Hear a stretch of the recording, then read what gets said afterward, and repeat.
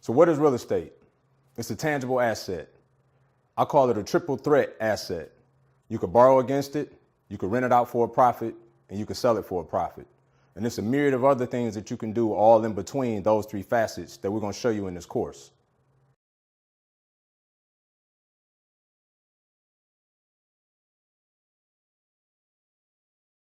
There's a misnomer out there about if you need a license to invest in real estate. You do not need a license to invest in real estate. However, I would suggest that you protect yourself when investing in real estate by way of asset protection, meaning go get a corporation to protect yourself personally from any liability.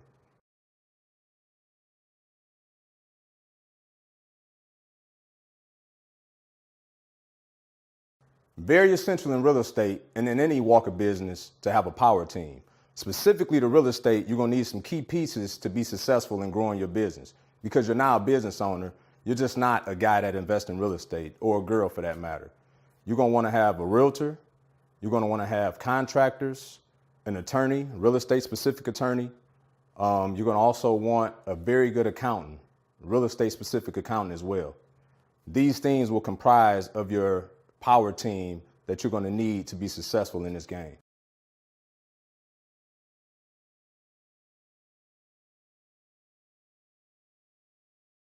Asset protection, as I recently touched on in another video. This is how you insure yourself when you're doing business. So if the corporate veil is ever pierced, meaning if you're ever sued, which will happen if you're successful enough, you want to make sure that you protect your person by way of forming a corporation to do business out of.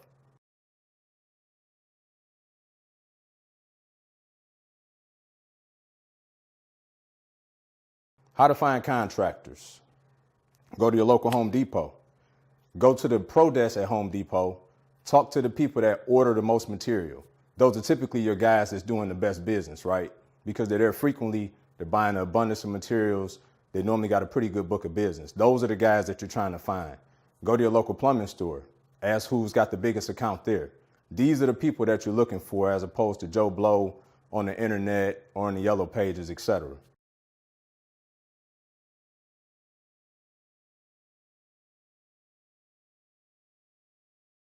Interviewing contractors. We're going to provide you in this course an actual script, but in short, you want to go to their job sites. You don't want to just hear word of mouth. You want to start your initial conversation with them over a cup of coffee, lunch, etc. But then eventually, as you start to build a rapport, you want to go out to their job sites and physically see what they do. This isn't going to protect you 100% because a lot of times you may get a referral to a contractor. He may use a certain group of individuals to do a specific project. And in this case, outsource different individuals for your project. So it's not 100% catch-all, but it will put you in a better light if you actually go out physically to see their job sites and see how they act, how they function.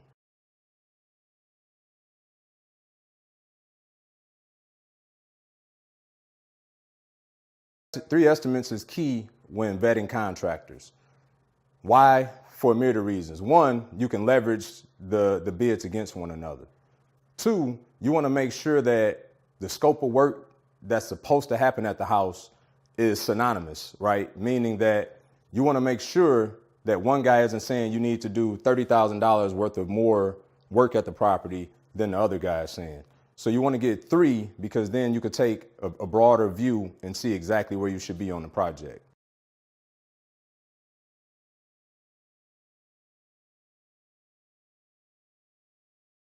Contractor agreement, very key in this business. It will eat your lunch if you don't have one. You want to put a very specific scope of work in your contractor agreement, which we'll talk about scope of work a little later. But you want to have certain language in it, which we're also going to provide for you within this course to make sure that you're protected and that you hold the contractors accountable financially and legally as well.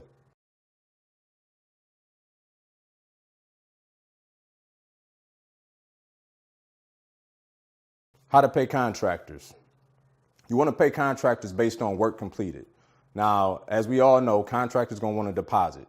But if their first few tasks are a demo and getting the job site prepared and pulling permits, etc., that shouldn't be a lot of money that you're leveraging up front.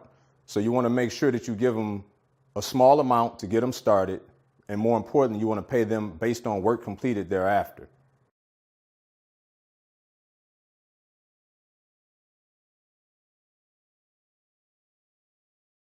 General contractors versus subcontractors. General contractors is typically a licensed contractor who oversees other contractors under him. So he would actually oversee a subcontractor. A subcontractor, in short, would be someone specific to a certain task. Your plumbers, your electricians, your HVAC guys, those will all be subcontractors, which typically are subcontracted by the general contractor.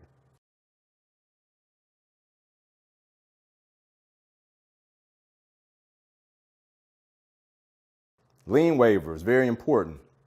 So we'll talk about titles and deeds to properties in another segment, but lien waivers are very important so that when you pay your contractors, they cannot later come and say that you didn't pay them and put a lien on your property, which means that that will add an encumbrance to title, which will prevent you from moving this property at a later date with a clear title. So you want to make sure your contractor signs off on these lien waivers, acknowledging, and they're notarized, he's acknowledging that he's been paid in full for that segment of the job. He cannot later then say that he wasn't paid and file a lien against your property.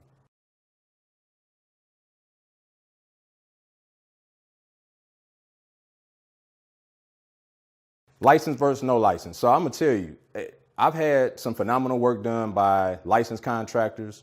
I've also had some phenomenal work done by non-licensed contractors. It's important to you to get educated so that you can appropriately vet these situations, because I'd be lying to you to tell you're going to find all licensed contractors.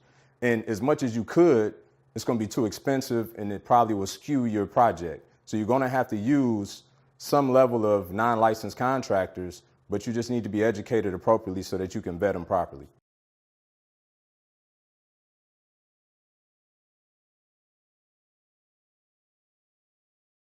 When filling out a real estate contract, you want to do that with your realtor. You want to make sure that you have somebody that knows the document very well, that can walk you through each segment of it. In another tutorial, I'm actually going to show you a contract in a specific marketplace and walk you through how to fill it out.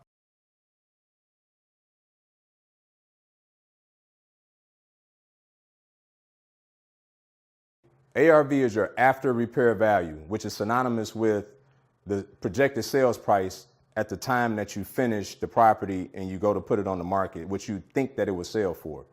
How you determine your after repair value is through comps.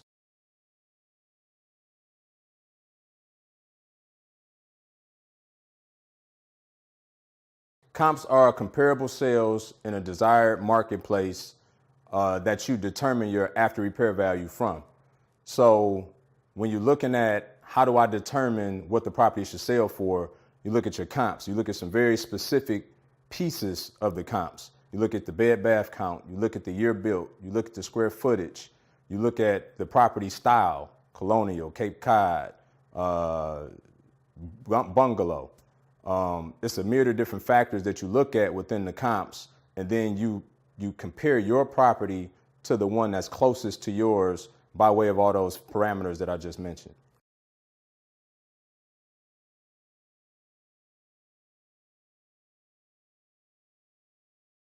The key components when looking at comps are your bed bath count, the style of the home, the year built, and how the proximity of it, how close is the property to the subject property that you're working on.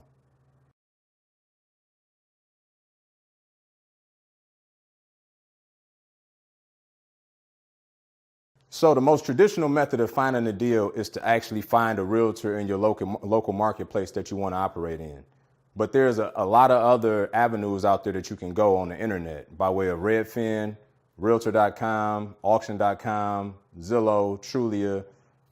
If you Google properties for sale, all these different entities will show up. And you can skim through them. You can set up your own queries, which you can set up specific specifications of the properties that you're looking for, and they'll actually send them to you via email as they come up.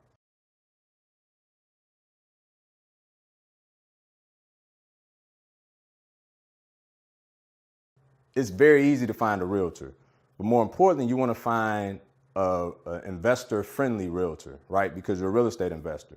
The easiest way to do that is to go to those sites that I just talked about, Realtor.com, Redfin, Trulia, and if you put in a specific search for distressed properties or handyman special, etc., these are all properties that'll be listed by an agent who obviously works with investors. So you could scour that list and then start to call to vet these agents in that respective marketplace.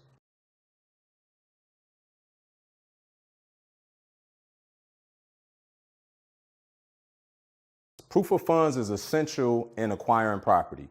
So when you write a real estate contract with your realtor, you're going to need a proof of funds to submit along with that contract and your earnest money deposit, which I'll expand more on. But the proof of funds is basically some credibility for you to show that you have the means of purchasing the property. So proof of funds could be a letter from a lender who's willing to lend you the funds towards the purchase. It could be a bank statement that shows that you have the liquid asset in order to purchase the property.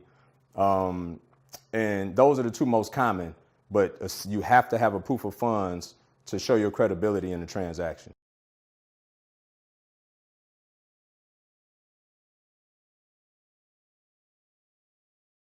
Earnest money deposit, which you will frequently hear of as EMD, is essential also in the procurement process of buying a property.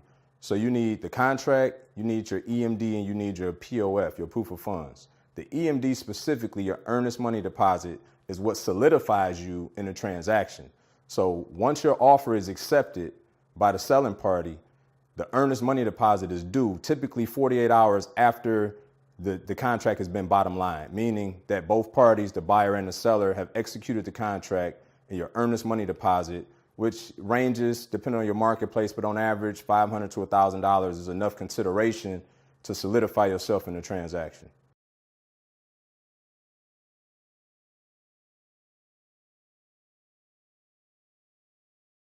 Reverse engineering the deal. So in real estate, I like to think with the end in mind. So I look at my projected ARV and I take out the closing costs, right? And then I take out my construction costs, and then I look at what's left and determine what I want my return on investment to be, what I want my profit to be in the deal. And then I take out how much profit that I want, and then that establishes my offer price.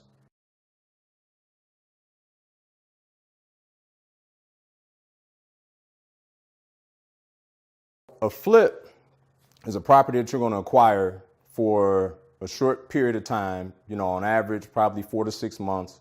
You're going to renovate this property and then you're going to sell it for a profit. A cash flow property, also known as a rental property, is something that you're going to acquire, put some money into it, and you're going to hold it and rent it out for residual income.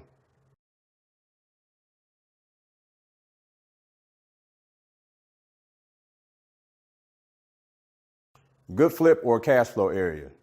So there's a lot of different stats you can find online that you can Google and find stats in a certain area that will tell you the population and what it's doing, whether it's 50% rentals, 50% flips. Obviously, whichever one is the most top heavy is the most advantageous for that marketplace. So you wouldn't want to try to flip properties traditionally in a highly rented area, and vice versa. You wouldn't try to rent a property in a highly flipped area because it's constantly people moving in and out.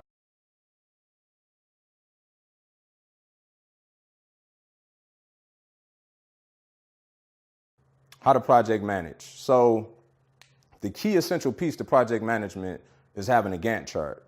If you don't know what a Gantt chart is, we'll also provide that for you in the course.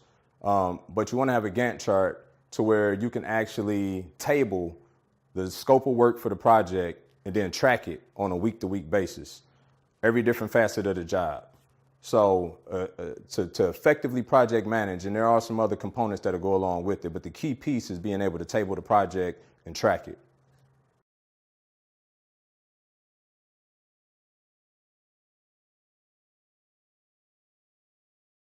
So a hard money lender is essentially a private lender that functions like a bank.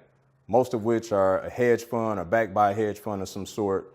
They give you a rate and a term. When I say rate, I mean an interest rate for a specific time frame, which is your term. And unlike traditional banks, the rates are normally in excess of 10 to 14%, but it's okay because you're only holding the commodity for a short period of time.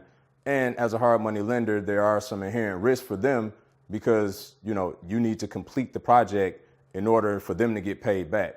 So that kind of compensates for why the interest rates are a little more abnormally high than they would be in a traditional mortgage situation. But a hard money lender is a private entity that functions like a bank to some degree, and they're a mortgage writer.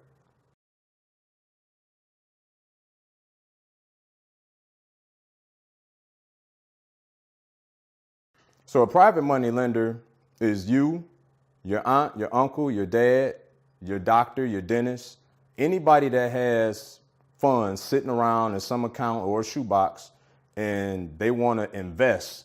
They are now a private money lender. They're a private entity that's lending you money in a transaction.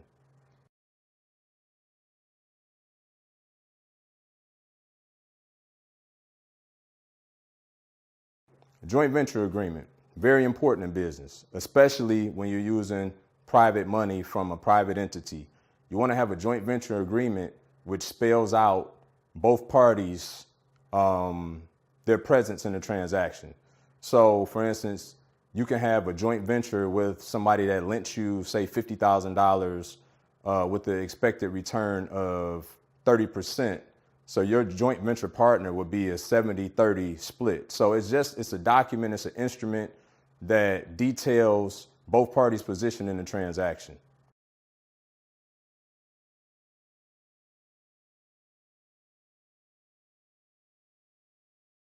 Promissory note, normally used directly with a joint venture agreement. So a promissory note is also an instrument that details each party's interest in the transaction. So when a lender gives you some money, you promise to repay them on X terms, on X date, and there's obviously penalty associated with it if you can't perform and deliver that back to them.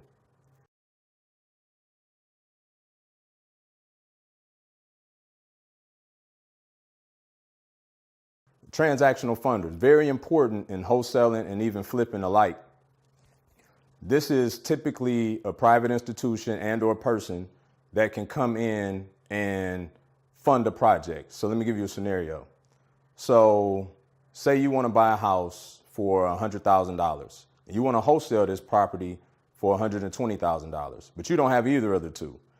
And you're in a state that requires what's called a double close, meaning that there has to be one transaction done for the $100,000. Then you can sell the property for the $120,000. So in that case, you can bring in a transactional funder. They typically charge somewhere between 2 and 4%, and they'll come in and put up the funds for the first $100,000. And then the second buyer will come in and fund the $120,000. You put $20,000 in your pocket.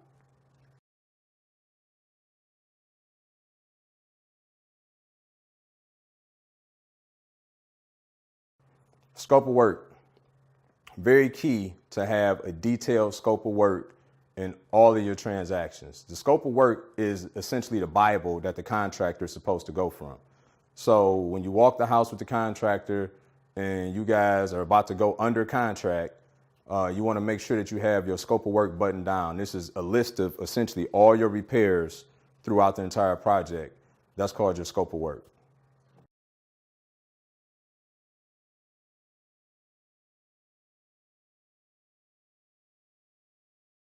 Wholesaling is an exercise by which you acquire a property, whether you buy it or whether you just control it, which we can get more in depth about that, and you acquire it for one fee and you sell it for another fee, sometimes without even owning the property. It's literally a more function of control.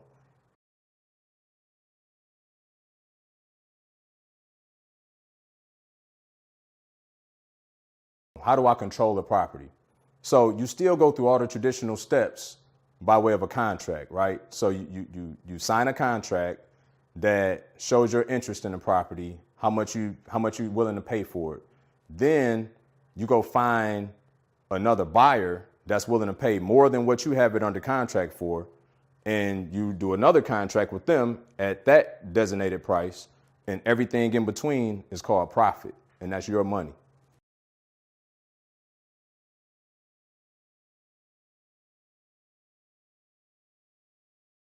Depending on what state you're in, some states use both to close transactions. There's other states that don't use title companies at all. They only use attorneys. So it's very important before you start operating in your respective marketplaces that you go and find out, in order to close a transaction, meaning buy the house or sell the house, do you need a title company or do you need a lawyer?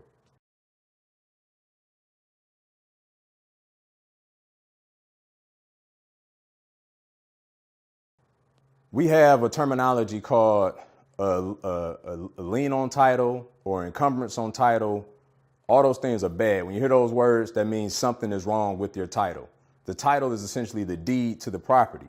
So in the sense that you're going to be flipping properties, you want to have a clear title, a warranty deeded title, because that ensures that there's no encumbrances, nobody's owed, nobody could come after the house. It gives both the buyer and seller peace at knowing they're the only two people in this transaction. So when you have an encumbrance on title, whether it means that a mechanic lien of some sort, which means that a contractor put a lien saying that they weren't paid, a credit card company could put a lien against the property. You want to make sure all those things are either cleared up prior to close, or they could be cleared up through the closing process, meaning that once funds are distributed, it could cancel out whatever that lien is. But you want to have clear title in every transaction you're involved in.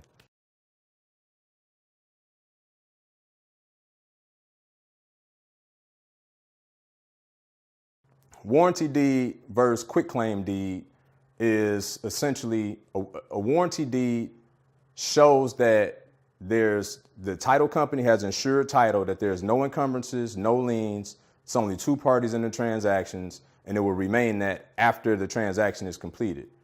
A quitclaim deed means that I can give you my interest in this property.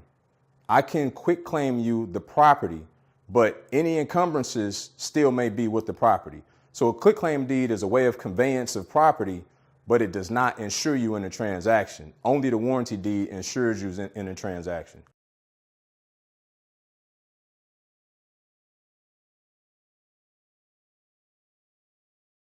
Suit to quiet title is a process if you have a quitclaim deed and you find out that there are encumbrances on title or liens on title, that you can go through a process called suit to quiet title. It normally is about $1,500 to $2,000 in your marketplace.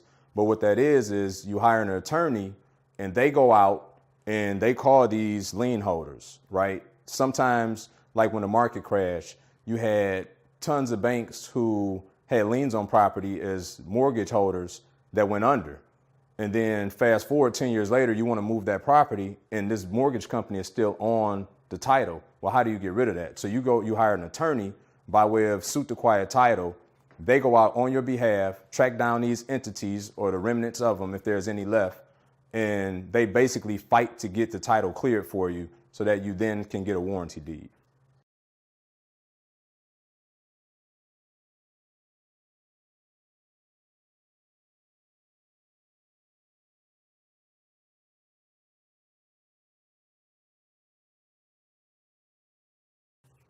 On both the buying side and the selling side, you're going to have closing documents. They're comprised of many things from mortgages in some case, deeds for sure. They've got municipality documents, water bills, property transfer affidavits in a lot of cases. So there's a myriad of pieces in closing documents, both on the buying side and the selling side. The most important part is that you have to have a notary to solidify these transactions. And so you want to get with a real estate specific notary who knows how to look at those documents, make sure that they're executed properly to make sure everybody's protected in the transaction.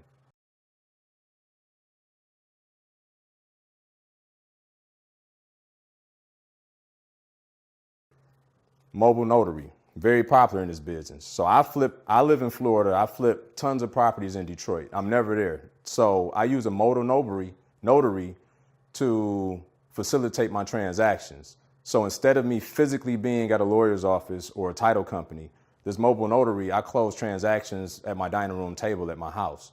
So it's a good piece to have so that whether you're on the fly and you're traveling or you just can't make it into the title company, you can have this service come to you and they can actually facilitate the whole transaction for you.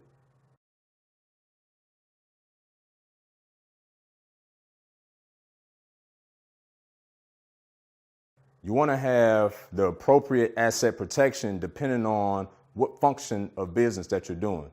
So in this course, we're going to show you, and we actually provide services where the LLC is set up appropriately. So for like your cash flow properties, for instance, those are your rental properties, you want to have a traditional LLC.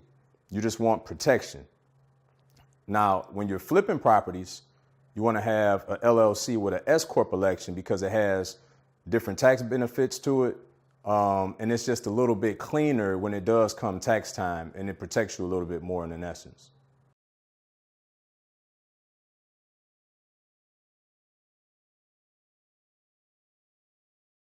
When you do a home inspection, and I'm not talking about an official home inspection, I'm talking about you going out to the property to evaluate the property, the repairs, et cetera, whether it be with your contractor or alone. You want to look at some very key components. You want to look at the roof. You want to look at the HVAC. You want to look at the windows. You want to look at the foundation in some cases, especially if you have basements. You want to look at the windows. You want to look at the bed bath count. You want to look at the condition of the flooring. And then you want to look at the square footage to determine how much your paint costs are going to be as well. So it's a series of items that you want to look at when you go out and do these inspections to make sure you catch predominantly everything that you can see with the naked eye. And we'll actually provide a list for you within the course of these items so that you can just go through and just check them off.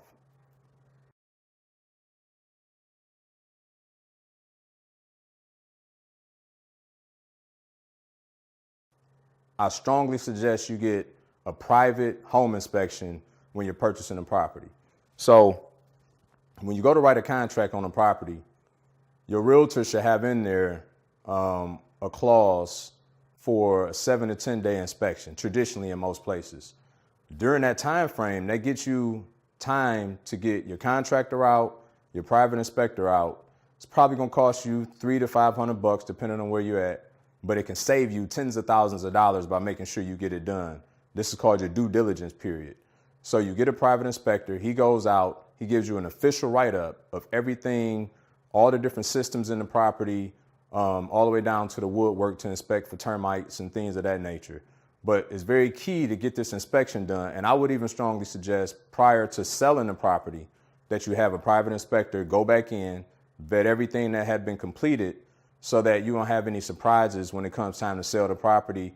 And then you find out later of these different issues when you could have caught them prior to putting it on the market.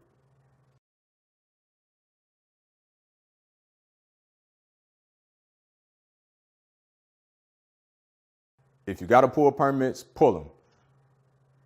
If you don't have to pull them, I leave that up to you. But if you have to pull them because it will come back to bite you, no doubt about it.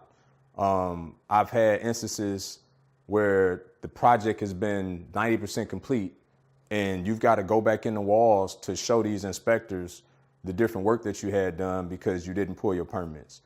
Pull your permits if you have to pull them. I can't stress that enough.